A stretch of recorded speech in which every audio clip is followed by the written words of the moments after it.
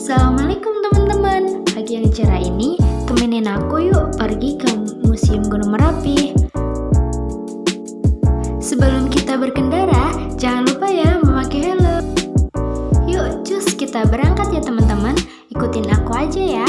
Kita perjalanan ke Museum Gunung Merapi. Nah, ini perjalanan menuju ke Museum Gunung Merapi, Yogyakarta.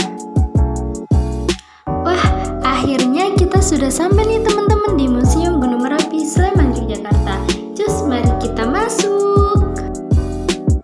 Yuk, mari kita mengenai Gunung Merapi dan Museum Gunung Merapi. Gunung Merapi merupakan gunung api paling aktif di Indonesia dengan frekuensi erupsi sebanyak 1 kali dalam kurun waktu 5 tahun. Namun, Gunung Merapi merupakan singkatan dari kata Meru yang berarti gunung dan api. Berdasarkan dua kata tersebut, maka terbentuklah kata Merapi yang berarti gunung api.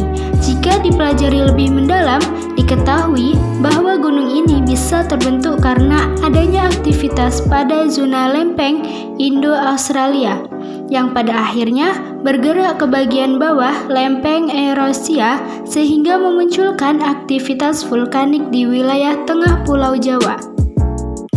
Nah, bagi masyarakat yang bermukim di sekitar gunung tersebut, Merapi bukan hanya sekedar gunung, akan Merapi adalah sumber penghidupan, tanah kelahiran, dan juga teman dalam kehidupan sehari-hari. Selain itu, para masyarakat juga meyakini bahwa Merapi adalah sebuah kerajaan. Hal ini berdasarkan dari keyakinan bahwa Merapi merupakan salah satu dari 3 kerajaan yang ada di Yogyakarta. 2 di antaranya adalah Keraton Yogyakarta dan Keraton Laut Selatan. Sejarah Museum Gunung Merapi. Berdasarkan data bahwa Gunung Merapi telah meletus sebanyak 68 kali sejak tahun 1548.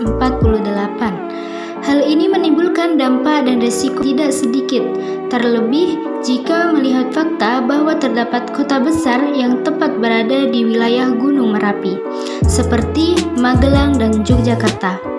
Bahkan pada lereng Gunung Merapi masih terdapat pemukiman yang berjarak hanya sejauh 4 km dari puncak gunung.